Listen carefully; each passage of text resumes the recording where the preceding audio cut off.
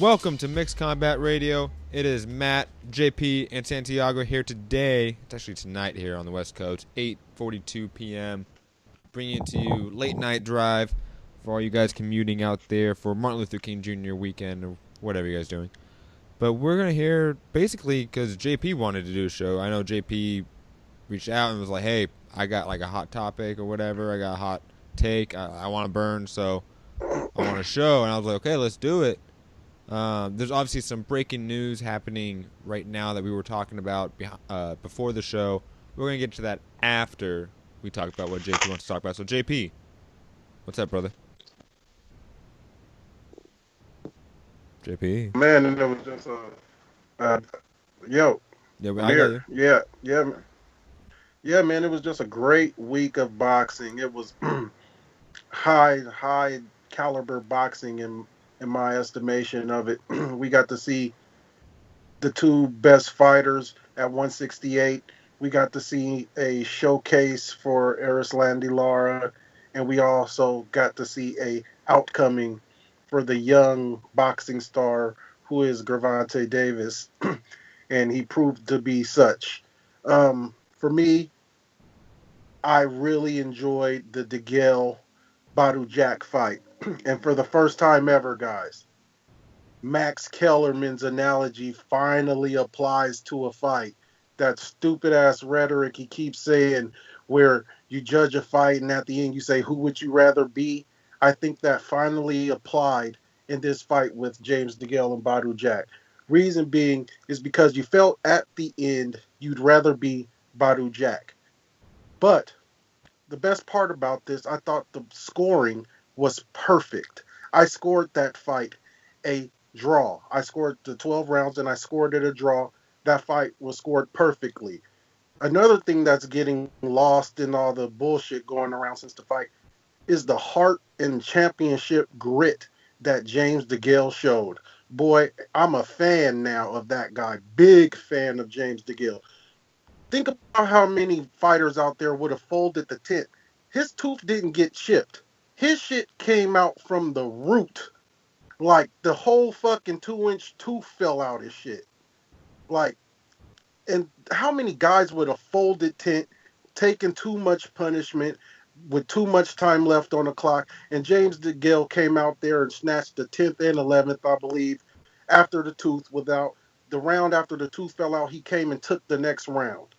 Not many fighters today are willing to go through that and say he's willing to do it again. Big respect. Shout out to James DeGale. Badou Jack showed that he's a better fighter than I think a lot of people thought he was. Uh, I, for one, thought he was kind of robotic or very orthodox leading into the fight. And Badou Jack showed that there is some wrinkles in his game. And so I like to, big up Badou Jack. I hope those guys do it again. It was an excellent fight. very briefly, I scored it for James DeGale. I scored it 114, 112. I'm not upset with the draw. I'm really not upset with anyone scoring it for Badou Jack either. It was one of those fights where, because of the nature of the first and last round, it became everything in between, and everything in between was very close and very competitive at times. It was really what you preferred. You had James DeGale really using his athleticism to dart in and out, throw, lunging shots that looked fancy. Excuse me. And then you had Badou Jack throw nice, clean, compact shots, and it was very different in terms of their approach. So I could see how people are naturally split, how the public was naturally split. And talking about James DeGale's toughness, no one ever talks about how after he was knocked down the 12th, that he almost knocked down Badou Jack in the last seconds of that round. And if he had another 30 seconds, he might have actually finished Badou Jack. He landed two amazing overhand rights that really had Badou Jack on wobbly legs.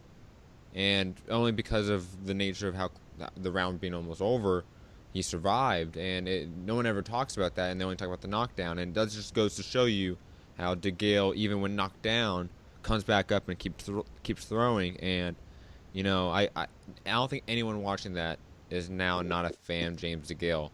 but unfortunately, Badou Jack's post-fight antics, I think may have hurt his stock a little bit, and it does seem like he is moving up to 175 and is not staying down. That's what it's being reported. That's what he said post-fight as well in the post-fight press conference away from the ring. He even said, "I'm moving up. Like I'm not staying at 168. If James DeGale wants to rematch, he can come up to 175 with me. But otherwise, I'm over it." So I think that's kind of unfortunate. However, so Santiago, any thoughts? Yeah, no, I mean that 12th round. I mean, like you said, an extra 30 seconds. Honestly, DeGale could have probably finished Jack, but at the same time, too, the majority of that round was so controlled by Jack that you had to wonder if Jack wasn't going to be the one to like snatch what would have been a points win. Had it been scored 114, 112 across the board from DeGale. I also had it 114, 112 for DeGale. I thought it was a great fight. There was real ebb and flow between that. I mean, it was a honestly, it was a complete far cry from the fight that we saw, the card we saw on Friday. It really was. But I think that in the case of potential knockdowns that could have happened, DeGale's probably the more he seek more of the benefit from his knockdown in the first round. That knockdown was more of a off balance, more of a shot you could call kind of a lucky knockdown. No, come Whereas on. Come I, on. I That think it was knockdown was a really so technically sound, and how he delivered that punch, and off stepping to the side, setting up that angle for that left hand. I thought that was beautiful. Just because well. Badou Jack got up fast, I think that's due to the nature of it being the first round. Both guys were clearly still had great cardio. They were still there fresh. So of course you're able to get up a little more fresh. When you're knocked down in the 12th round, it's a little bit harder to look fresh again. You get what I'm saying? Well, I agree that in the context of the punch being perfectly timed or placed, yeah, I think that was there. But as the of the punch being punishing, of like Badu Jack going down from the result of the blow, no, I think it was more of Badu being off balance or caught in between the punch and planting his foot. It wasn't a result of the punishment of the blow, so I don't think it had any. It was more a result of balance in my estimation. Whereas when DeGale went down in the 12th, and I think that's the first time. I think they said that the first time that DeGale's been down, Yes. that he beat him down. I mean, mercifully for rounds, investing to the body, Did you see him get punishing tripped up? shots. No, I didn't see a trip. Was it a trip on that? There's a little bit of a trip. Go back and watch the replay, and James DeGale's right foot, which is his lead foot in that situation, seemed like it got hooked a little bit. Not that he was not hit, because he was hit clean, but it's similar to the first knockdown, the first round. Is it a case of he was off balance and then the shot put him on his ass, or was it the damage? It's just, who cares? I think they're both beautiful knockdowns.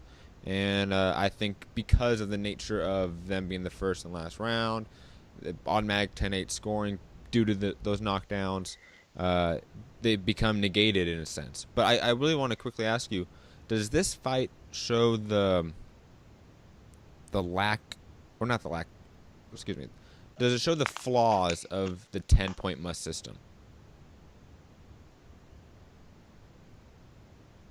That's open to anyone. Anyone can take that. I guess to a degree, kind of, yeah. Because like, I mean, when you look back to like the ways they used to score it, it used to be by round. So like, if you look at some of the 1950s or 60s cards, they'll say 9-5 1 even or 7-8 or whatnot. It didn't have that whole 10-point system.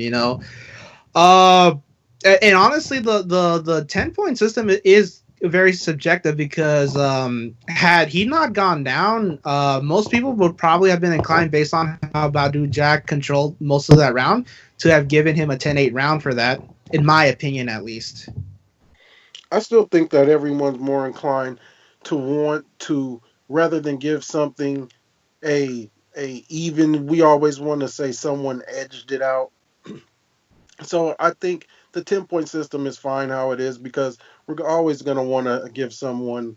It's better off for us that we say that was a 10-9 rather than going with, you rarely see 10-10 rounds or a 9-9 or even an 8-8 if possible. I don't know if that's even possible. That's not But possible. yeah, but I'm fine with things the way they are. I just feel like in this fight, we finally got to see a case where I felt like DeGale took rounds early. Now, as far as the scorecards go, I don't really see, in my own estimation. I think you, Matt, said you had DeGale by 2 rounds or 112, 114. Yeah. But yeah, I think it was, I scored it a draw.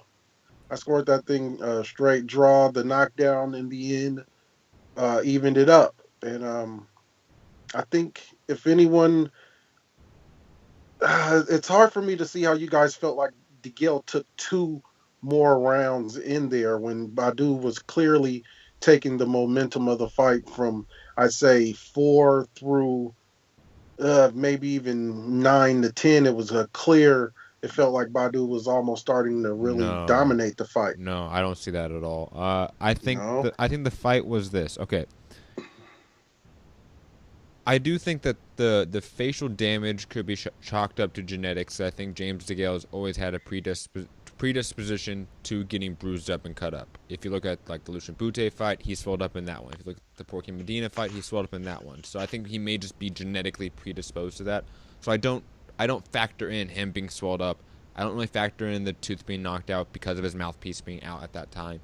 I don't factor that into my equation of viewing the rounds per se. So now I just look up who's landing the cleaner shots, whose defense is better, who has more ring control, who's the better aggressor. That's the factors I'm looking to in that order. I think that it becomes really subjective because of the nature of how they were fighting. You had James DeGale, like I said earlier, darting in, throwing 3 or 4 punch combinations, and yeah, some of them were getting hit, some of them were landing on gloves, but some of them were landing, and like James DeGale was landing hard, powerful body shots that I thought was getting no credit from the commentary team, unlike Badou Jack's great body work, which was getting credit by the commentary team. But I just think that it becomes what do you like? I think they both landed great shots. I don't really look at the punch stats because I think the punch stats were flawed. I think that James DeGale landed great shots to the head, and they just didn't seem to do the physical damage, the visceral damage, so to speak, on Badou Jack's face. But I thought Badou Jack was hurt several times in the span of the rounds that you were talking about. I think I gave the first 3 rounds to no. The first round was James DeGale. Second round was Badou Jack, and third, fourth James DeGale. Fifth Badou Jack. Sixth, seventh. I don't have my scorecard in front of me. I'm trying to remember off the top of my head. Sixth, seventh, James DeGale. Eighth, Badou Jack. Ninth, Badou Jack. And then I had 10, 11 for James DeGale. I believe that's how it was. I could be wrong. But I thought it was a very close fight. And I maybe I gave more swing rounds to James DeGale. I don't know. But I don't think that it's a far cry to say James DeGale won that fight, personally. well, it seems you might be implying that DeGale's shots weren't getting their credit for the I guess damage they were doing. Yes. Now, here's my thing. Now, you could say we could go with the whole thing about the genetics, and I'm fine with that. I think that's interesting about the lighter skin guy skin tends to tear easier. Interesting. We could talk about that another time. But what we can't deny is James DeGale's face was fucked up. And not only was it fucked up, But his but whole but fucking tooth came out. can we But admit his that tooth came out, no, man. no, hold on. Can we His admit that tooth most of came out. that facial damage happened at that one point? Because But before that he okay, was fine, and after that he didn't receive much more facial damage. His eyes didn't swell up more, right? All we the can damage blame that his face genetics on the sustained facial damage. happened We in can that use one round when genetics. he lost his mouthpiece. We can use that for the facial damage. How do you explain a tooth coming out? That's from a punch. Yeah, a hard punch. Yeah, okay, Now, wait. Badou DeGale's Jack hits punches like a seem. motherfucker. Okay, like I'm not disputing how hard he hits or the fact that he hit James DeGale hard. Or maybe even harder. But I'm just saying that I think that James DeGale's combination work on the inside was getting totally no praise from the commentary team, and I think a lot of people were swayed by that personally. And again, like I said at the very top, I don't see any issue with even scoring it for Badou Jack. That's how close of a fight I saw it. You know, I remember I was watching Info Joe, and in those rounds, I was like, I don't know who won that. And maybe DeGale, maybe Jack. You know, like that was close. You know, like it's all about like there was large rounds, large portions of rounds where one guy would win a majority of the round, like 2 minutes, 2.5 minutes, and then the last 30 seconds, 45 seconds, the other guy would just put him on him. And I think that had something to do with how rounds were scored as well. And that's why I say we finally got a fight where Kellerman's analogy applies. I think at the end of the day, the overwhelming sentiment from fans seemed to be that Jack won. People feel like Jack won. Yeah. The reason we feel like Jack won is because he had the momentum. The punches felt more damaging. You could feel them a bit more. So it felt like Jack won. So we took the Kellerman thing and we said, you take who you'd rather be in this fight. And in this fight, you'd rather be Jack because you feel like you were chopping down a tree. He was slowly getting to DeGale until he finally got him. But me and you both know that's not a criteria for scoring a round. No, it's not a criteria. Okay. But I think when you have a fight this close and when you have, like you said, you're looking at your buddy and you're like, shit, who got that one? That's when the analogy does become part of the criteria, I think. You say, you know what? That was so fucking close, but I'd rather be this guy. That, to me, is how you do that. Santiago, any thoughts?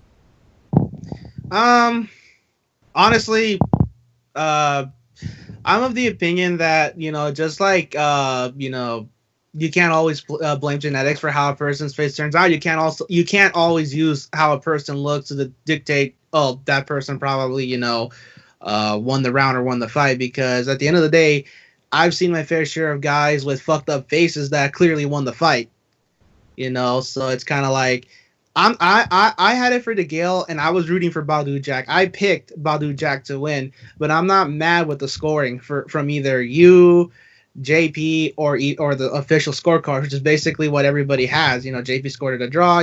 We scored it for DeGale. You know, so it really was a close fight. You know, it's not a controversial fight. It's not a rubber. It was just that close of a fight. Yeah, like I wouldn't even say it's controversial in the way that Andre Ward's or Kovalev was controversial. Like this was purely just that close of a fight to where, like JP, you said, you know, because so many rounds we were looking at each other going, you know, who won that? It became that close. So I don't think anyone was really upset. I think everyone's kind of sour on the decision or maybe the fight as a whole right now, purely due to the post-fight antics, you know, interview with Badou Jack, Floyd Mayweather, and such. I think that totally put a bad note on the whole night almost. You know, of course they were great fights up and down the card, so I think because of the nature of how good all the fights were, that carried over more so than that negative storyline. But that is a storyline. I think that there were some people that was like, damn, really? Like, we just had a great fight, and of course this had to happen, you know, like, you know, hashtag boxing, you know, like, we get the good, the bad, and the ugly every night, you know, like, Saturday night epitomized that. Yeah, absolutely. All I took from it was, you know, Floyd just, you know, he has to be the man. He has to be, and you could just see him searching for the camera. I almost felt sorry for him because he doesn't know quite how to finesse this role yet. And he had on this weird, like, mariachi suit. Dude, I liked it. It was just... Info Joe didn't like it either. I liked it, actually, but that's just me, maybe.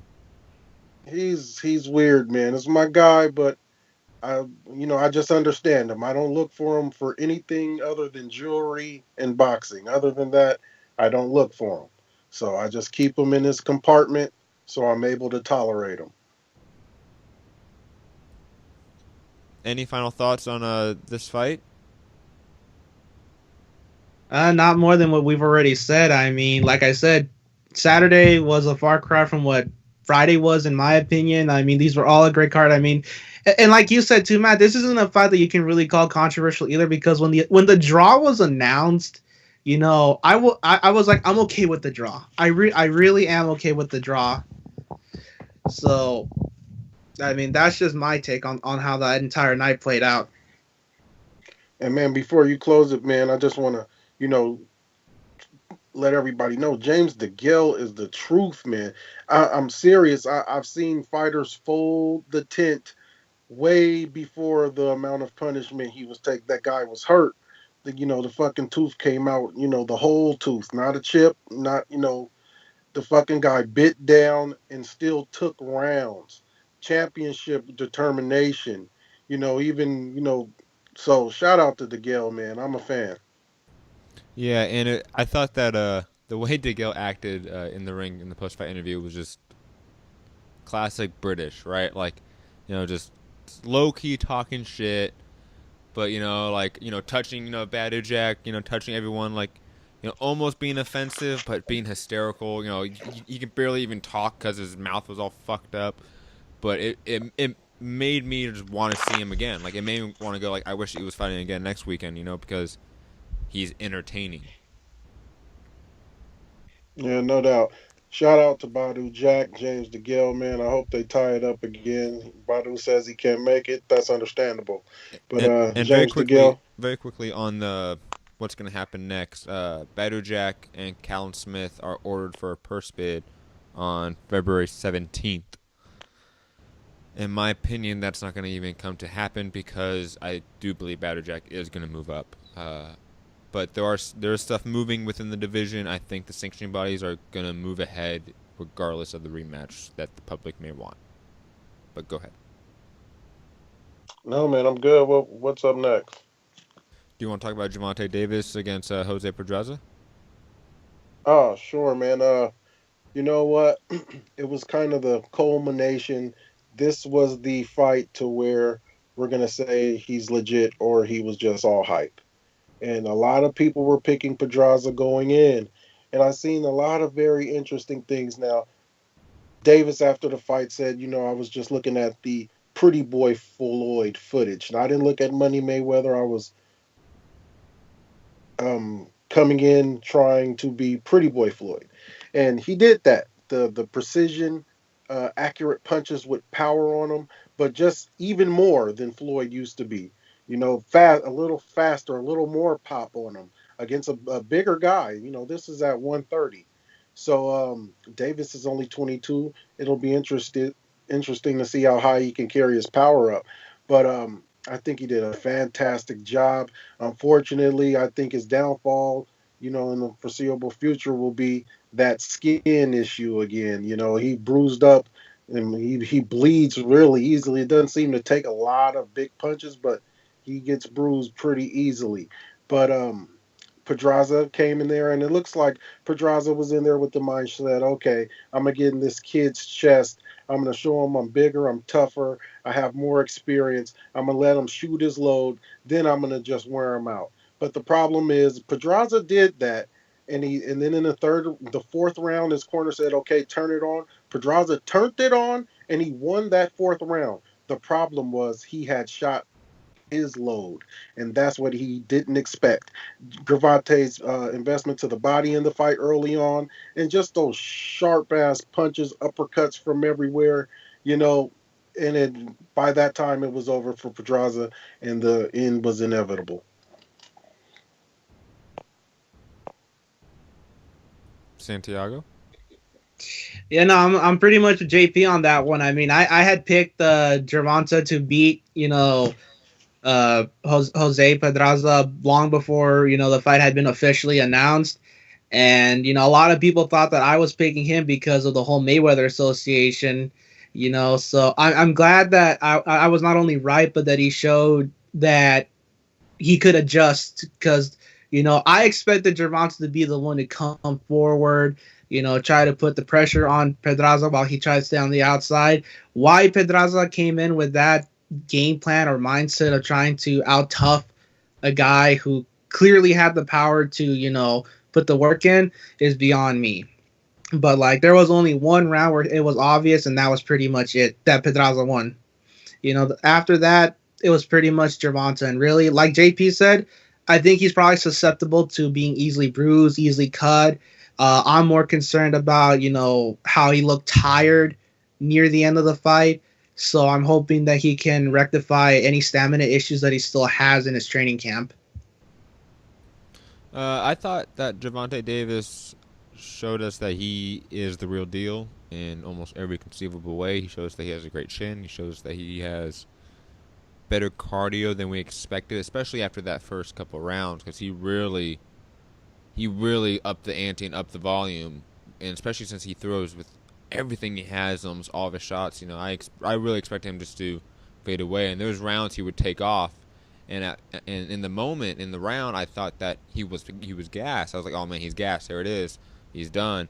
And then It was that fifth round. It was that yeah, fifth round that Pedraza won, where Davis was just kind of sitting there, really, and he took the round off completely. and when he came back in the next round and just lit him up, it was like, nope, he just took the round off. He's good. And to me, that even showed more of an elite level because he made a calculated risk that paid off, and I think the greats always make those risks that pay off. Because I think if he didn't take that round off, he would not have the power he would have to finish Pedraza later on. But I think that talking about Mayweather with Badou Jack post fight with James DeGale and how Mayweather kind of like dropped the ball and how we don't listen to him because he's an idiot, blah blah blah. I actually think Mayweather did a great job promoting Davis post fight of this bout. And when Jim Gray asked Mayweather, is this guy the future? And Mayweather said, absolutely. To me, and the whole crowd roared and everything like that. To me, that's sold. To me, that as if I was a casual, not knowing who this guy was, I just knowing Mayweather because I'm a casual, I know who Mayweather is obviously, and he told me, this guy's absolutely the next star. I would make sure I'm going to watch Gervonta Davis's next bout. So I think that was good promoting on Mayweather's part. And I think that Pedraza just he didn't stick to the jab enough. I think he had the right game plan, but pretty much off the get-go, because to me, my perception of his game plan was to use the jab, use that to force Gervonta Davis to be defensive, then come in on the inside, use his superior size, height, and work the body and just bruise him up. And to me, because he got countered off that jab so fast within the first round, that he could never do that first step in his game plan, and then he just kept trying to do step 2 and 3 without actually doing step 1, and that's why he kept failing and kept getting hit over and over again. But I think I would love to see Pedraza again. I don't think Pedraza looked like a bum in this bout. I think that we just saw that Gervonta Davis is the real deal. And to me, that's always nice to see in boxing. Another few things that actually impressed me about Davis was his composure. In that setting, you see a lot of hyped, young, really young fighters come in. They're green. You get a home fight. All your fans are there. You come out really fast, and you don't got the stamina down the stretch. And like you said, that calculated risk he took in the round where he just took it off. If you were like me, I'm thinking, is he taking the round off, or has we seen yet another hyped fighter become overwhelmed and prove to be undertrained? But Davis just showed the calm composure, never got ahead of himself when he wanted to retaliate to being hit. Another thing I loved about him, and that I don't see a lot with a lot of fighters these days, and that you only see in the greats, is the creative way of creating a punch. Um, Kind of like a half straight uppercut. Like, you've seen that a lot, where it's not an orthodox Like uppercut. Prince Nassim Hamed used to do all the time. Work off an Yes, angle and then like throw at a 45-degree angle instead of a 90-degree. Just work really weird exactly. angles from the his opponent's body. No, I completely know what you're saying. And so Gervonta is getting this. He's getting his punches off with power from everywhere. Now, see, Pedraza came in there with a great game plan for a fast, orthodox style fighter who's getting off normal punches. Pedraza would have beat an Adrian Broner style fighter. But Adrian Broner is not Gervonta Davis in the sense of getting off that 45-degree angled punch, or that 60-degree, whether it be not a 90-degree angle, a straight punch from, not all fighters can create that type of punch and Gervonta was doing it seamlessly in his counter, and he was even starting to take over the jab game, which I felt was absurd on Pedraza's part to let happen. So I was just impressed by the kid thoroughly.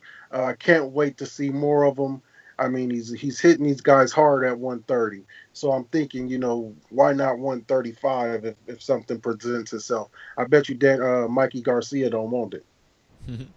Just very quickly, just to juxtapose James DeGale and Gervonta Davis quickly, because I think they both are similar boxers in what they want to do. They both want to use their southpaw stance and their athleticism to work, and their footwork to offset angles and to land that power left. I think they both try to do that in their matchups on this respective night.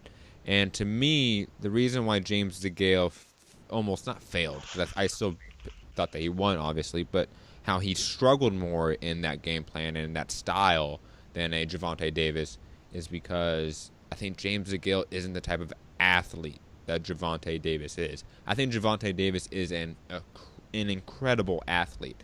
And unfortunately, I think with James DeGale's preferred style of fighting, he thinks he has this athleticism, this Roy Jones type athleticism that he just doesn't have. And I think if James DeGale fought a little more orthodox in a way, or just in terms of just a little more orthodox, I think he would have more success actually within his bouts, because I think that would help his cardio more.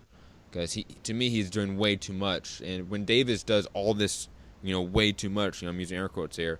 For some reason Davis pulls it off. How does he do that? Because of his superior athleticism. But Davis is not doing it with his legs.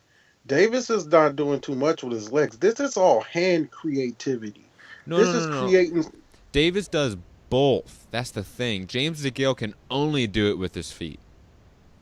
Well, see, I think You know what I'm Davis is saying? genius rather than like Lomachenko's a wizard with his legs. Lomachenko, he's very creative with his hands also, but not like Gervonta is creative with his hands in the sense of being able to counter off anything at any time with a two hand combination or put that straight uppercut punch together like he was able to do. I think DeGale, like you, I think you're spot on in the sense of where he thinks he's that Roy Jones type tier athlete, but he's not. He's that next level guy where he needs to work hard to be good at it. Roy Jones and Gervonta are naturals. They're born with this shit. And DeGale's not, but he kind of thinks he is. And so what you end up seeing rather than Roy or Gervonta, they're able to respond with an explosive right hand that could drop a guy off of like a shoulder roll. DeGale can't do that. So a lot of his stuff is going to look Calzaghe like, where the punches look kind of slappy and open fisted, and Badou Jack started to kind of mock him about the kind of slappy punches during the fight. And I think you're right. If DeGale would sit down and be more orthodox, use his jab, follow up with the right hand, he'd be more fundamentally sound and not as hittable. And that's another testament to your assessment about DeGale. When you're a superior athlete, you don't get hit, period. And even a guy like Gervonta, who's just sitting in the pocket all night, he doesn't get hit all that much for a guy who doesn't even use his legs at all. Santiago, I know like me and JP like pretty much just stole that conversation, but Santiago, any thoughts, brother? You guys have basically said and no more than I could say myself. I mean, I think you guys are spot on your assessments between DeGale and Davis, because as someone who's trained himself to fight as a lefty too, I can tell you that it takes more of a conscious effort for me, at least when I'm fighting lefty, than it is compared to fighting righty, which I naturally am. So I think that those assessments are correct when you compare those two, because I did see that too. Davis wasn't really like being mobile. I mean, he is naturally a counter puncher, and so you saw him more try to like time those punches, make his opportunities, create those misses, instead of what DeGale was doing, just kind of like a little, in my opinion, a little zigzaggy stuff. Like Calzaghe-ish. Yeah, I think Calzaghe is almost the perfect example, or metaphor, I guess, whatever, comparison to James DeGale. And I think Gervonta Davis, if he improves his footwork just a little bit more, man, he's dangerous. Like I think. And the thing is, he's only 22 years old, man. That's crazy. Like this guy shouldn't have even really fought for a title yet. And kudos to him for really pushing Mayweather, pushing everyone for this bout. He is the one that wanted it. No one else wanted it but him, and I think he deserves a lot of credit for that. And obviously, he talked the talk and he walked the walk. Like he did it. And I kudos to him. And I wonder if he does become a big star. And I really wonder. Mainly because of his demeanor, because his demeanor and just the way he talks, in a sense, reminds me of Terrence Crawford. I really can't wait to juxtapose their stardom, their respective stardom. Well, I'll say this, and it's I guess to take up for Gervonta's obvious lack of eloquence, we could say. But they mentioned in the broadcast that Gervonta grew up, of course, in Baltimore, as we know, which is I don't know if any of us have been there. I haven't, but I presume it's a shit. And secondly, he's in group homes. His parents are on Wait, drugs. hold on, Let me hold on, tell hold you, on. man. Why Just do you presume it's a shit? I'm just completely curious. no, it's Do you mean obviously a shithole. due to like the nature of like the African American community in Baltimore having significant issues like with their police force and stuff like that, or do you mean like Yeah, Baltimore is just a shit town? from the education, from the culture, from the Okay. environment, from the opportunity, from the mindset. It's a complete shithole. I think it's pretty obvious. I'm sure the graduation rate is low. I'm sure the unemployment rate is high. I'm sure the education is shit. So it's just a shithole all around. But to me, So, Davis comes off intelligent and smart. He may not seem educated, but he's intelligent. oh, You I'm know. getting to that. Getting to that. He's intelligent because Davis at 22 has likely seen more than any of us have. I'm 35. Uh, Davis has seen likely some really sad things, some devastating things, some hurtful times.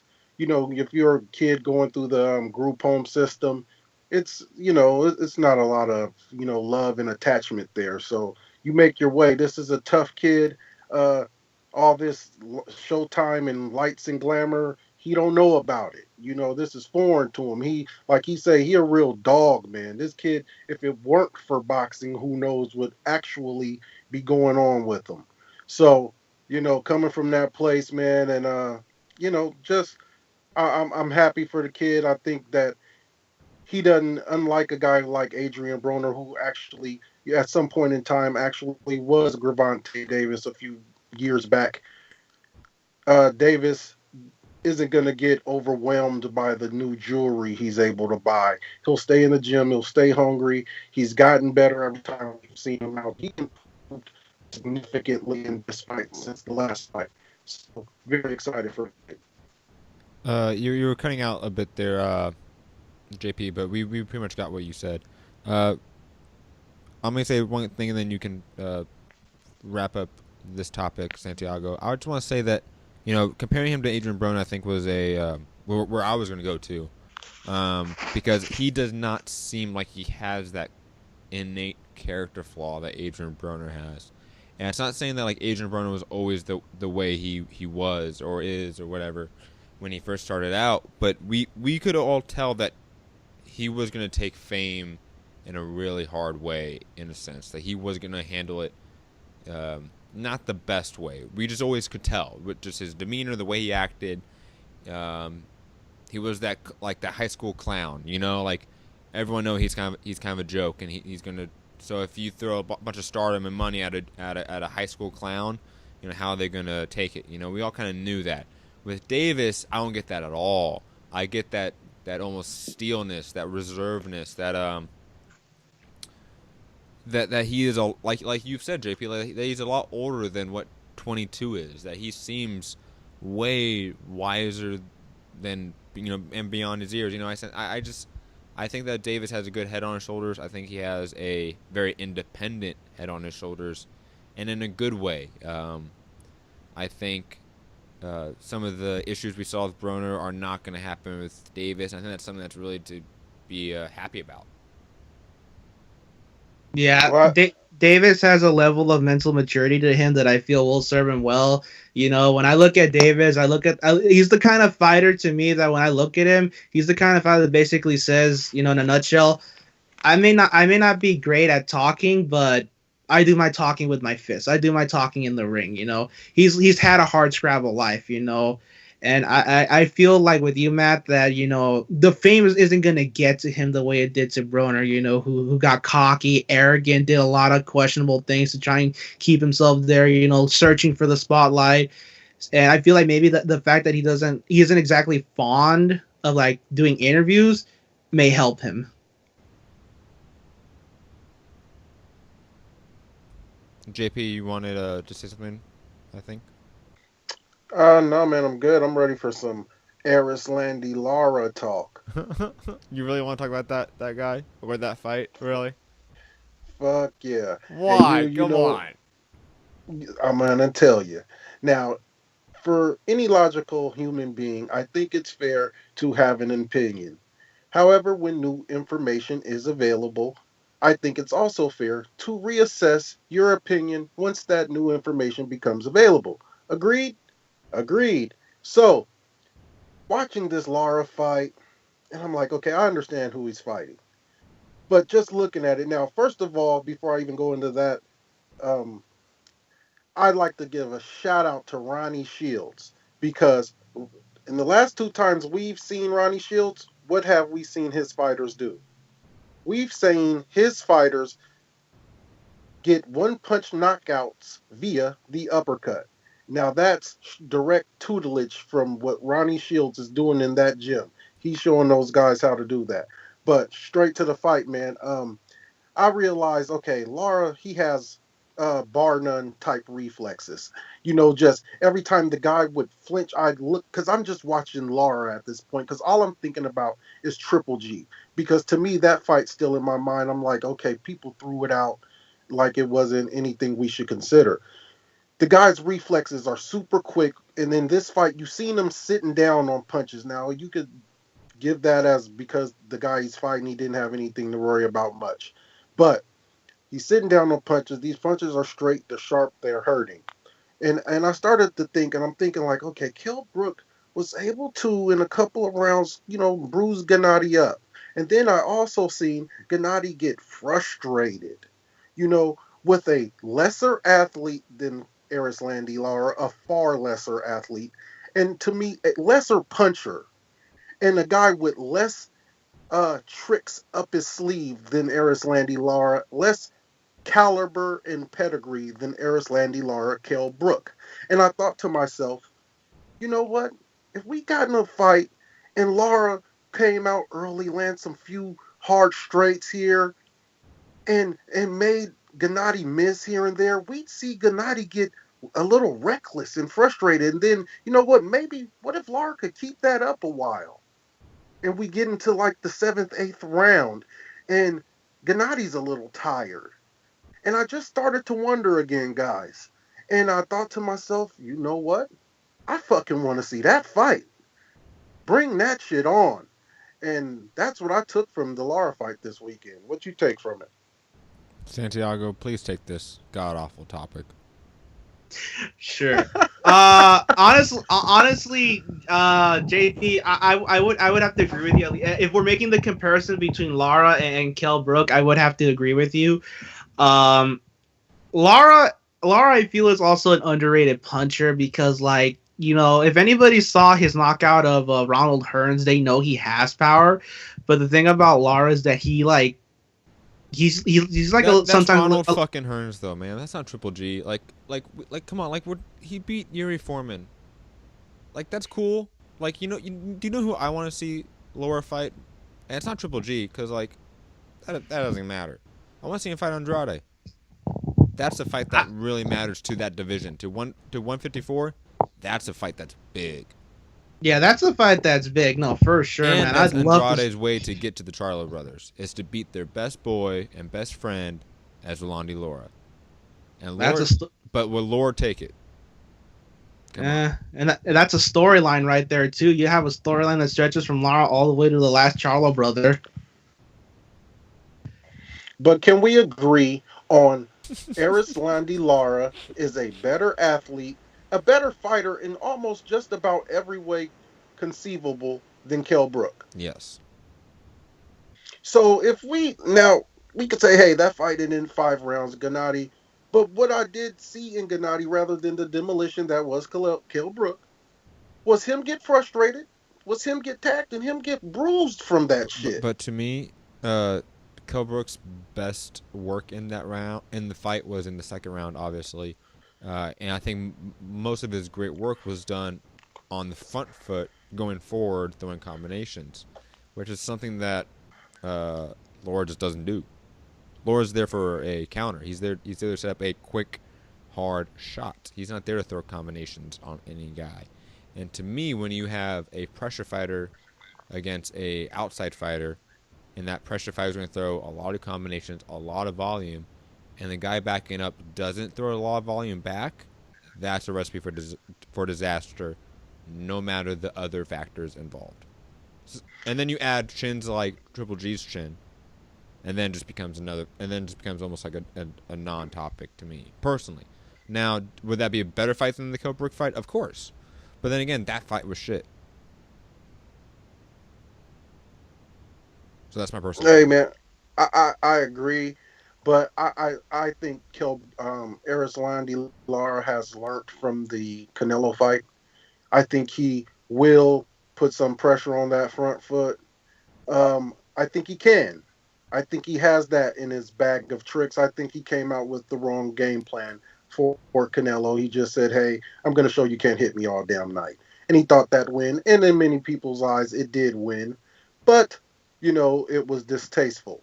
But I think Erislandy Lara has the pedigree to be able to make Gennady miss.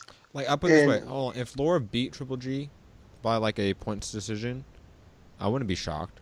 Not at all. It's Laura. Like, like when I first watched the Canelo fight, I thought he beat Canelo. Like, it's not like I think Laura's bad. Like, let me get that right out of the way. Laura's not bad, but I think stylistically, I just do not see a scenario where he is able to last 12 rounds without getting hurt a lot by Triple G. I just don't see it. Triple G cuts Yeah, off the ring way better than Canelo has ever cut off the ring.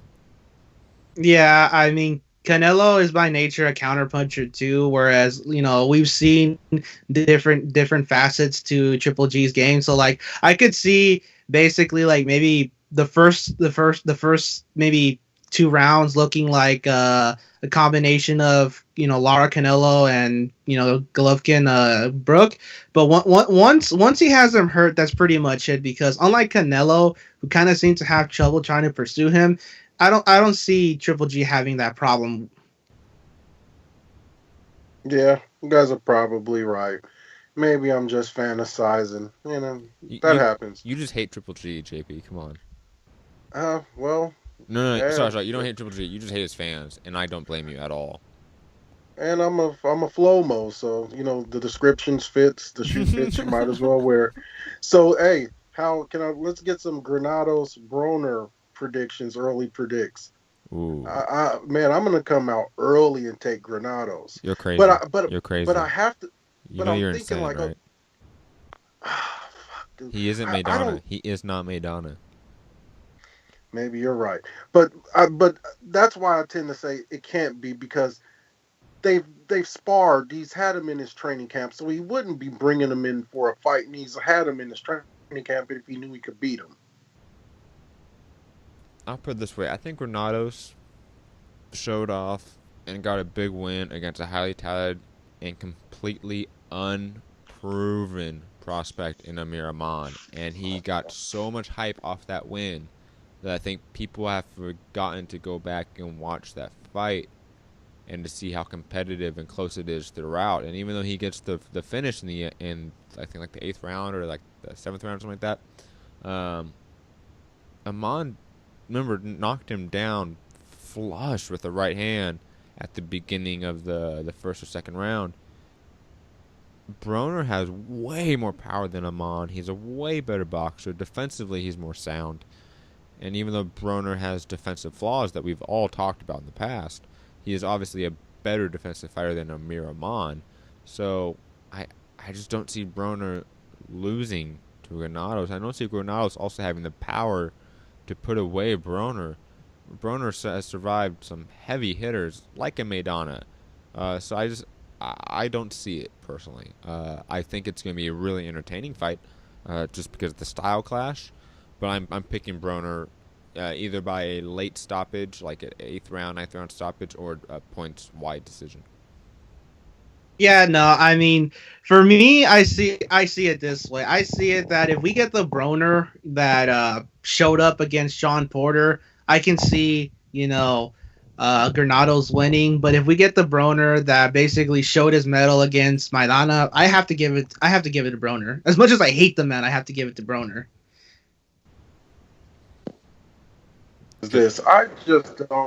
I don't see if anyone who's willing to come in there and fucking work for 12 rounds hard, I'm not sure if Broner can beat him, because he just completely shells up and just sits there and say, "Hey, you done throwing your 25 punch combination? Can I punch 5 times now?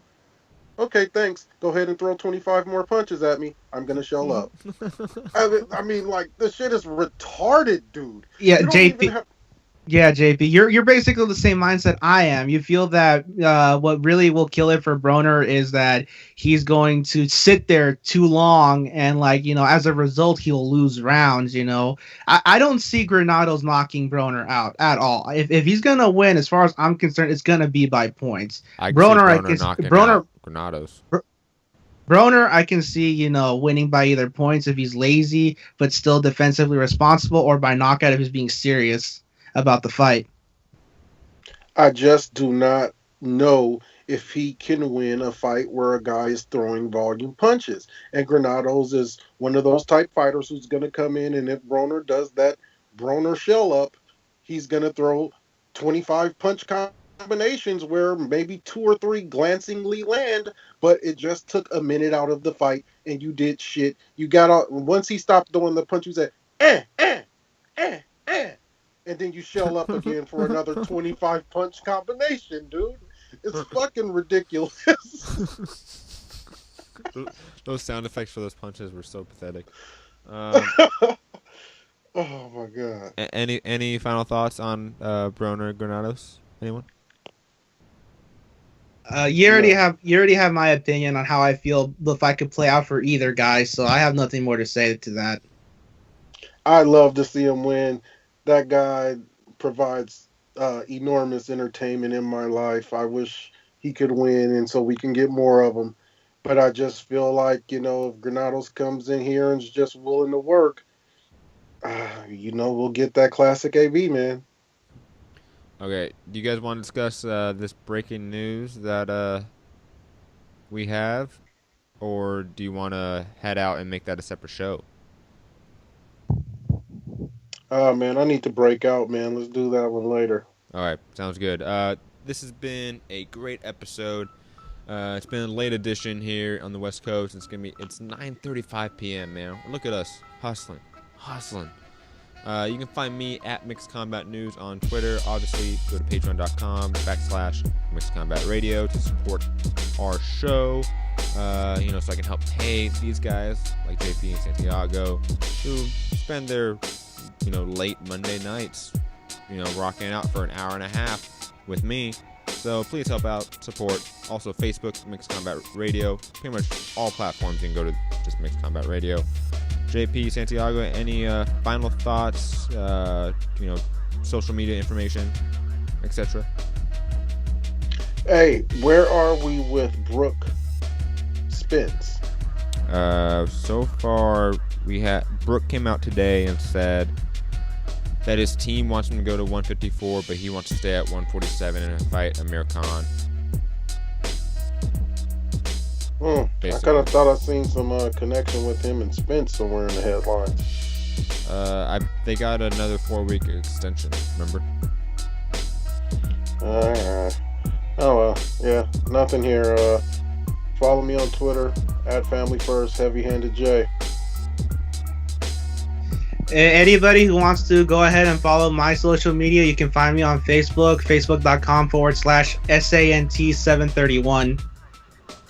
All right. Y'all have a great night. It's been great. Peace. Wait.